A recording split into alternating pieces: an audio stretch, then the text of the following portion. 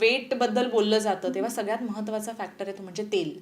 तेल कुठलं वापरलं पाहिजे, तेल वापरलंच नाही पाहिजे का, एअर फ्राय मध्ये गोष्टी केल्या पाहिजेत का, तर त्याकडे तुम्ही कसं बघता? ओके, सो आता एक महत्त्वाची गोष्ट म्हणजे आपण जेव्हा 1 ग्रॅम फॅट घेतो तेव्हा आपल्याला 9 कॅलरीज मिळतात. बरोबर. तर हा रेशो आपण लक्षात ठेवायला पाहिजे.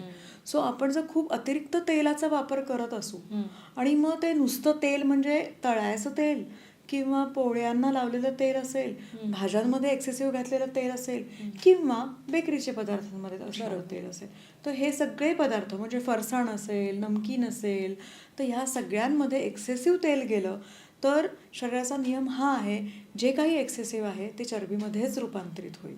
बरोबर. ओके, सो हे आपल्या शरीरासाठी घातक असू शकेल. तर ते आपण कमीत कमी घेणार आहोत. मग तेलाच्या बाबतीमध्ये मी असं म्हणेन की रिफाईंड तेल आपण कमीत कमी खावं आणि फिल्टर ऑइल किंवा कोल्ड प्रेस पद्धतीने काढलेलं ऑइल किंवा आपल्याकडचं घाण्यावरचं तेल जे ट्रॅडिशनल आहे ते वापरू शकतो. कारण का रिफाईंड ऑइल हे खूप कालावधीसाठी टिकू शकतं. बरोबर. म्हणजे त्याच्यावर खूप प्रोसेस झालेली आहे. बरोबर. सो मी असं म्हणेन की फिल्टर ऑइल, मग त्याच्यामध्ये पण बऱ्याच वेळा प्रश्न येतात की कुठलं ऑइल वापरावं. तर मी म्हणेन की लोकल आपल्या भागामध्ये जे बनतंय, शेंगदाणा असेल किंवा सूर्यफूल असेल किंवा सोयाबीन असेल, तर आपण अशी वेगवेगळी तेलं वापरू शकतो. परत तुपाबद्दल पण प्रश्न येतो की तूप खावं का. मी पुढचा प्रश्न तोच विचारणार होती की तुपानं रूप येतं असं म्हणतात. तुपानी रूप येतं, पण मर्यादा, संयम हा खूप महत्वाचा आहे. So not more than 2 teaspoon आपण दिवसभरामध्ये तुपाचा वापर करू शकतो.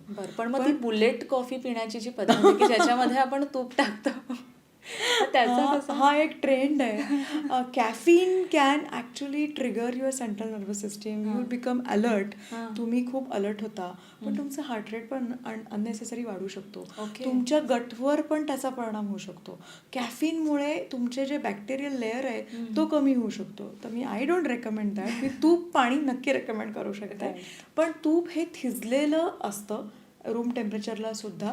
सो त्याचा अतिरिक्त वापर होत असेल तर हृदयासाठी तो धोका असू शकतो.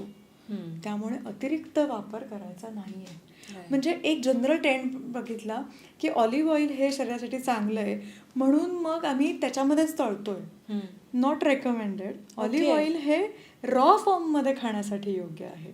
कारण का प्रत्येक ऑइलचा बॉइलिंग पॉइंट वेगवेगळा आहे, तर त्यानुसार बदल केला गेला पाहिजे. म्हणजे हा विचार कधी आपण करत नाही. तुपामध्ये तळण करणं, कारण का तुपाचं ऑलरेडी तो स्मोकिंग पॉइंटला आलेला आहे, तर त्याचा लगेच धूर निघतो. बरोबर. तर ते अवॉइड करूयात. त्याच्याऐवजी नुसतं तूप आपल्या आहारामध्ये तुमच्या भातावर, पोळीवर, भाकरीवर तुम्ही नक्की घेऊ शकता.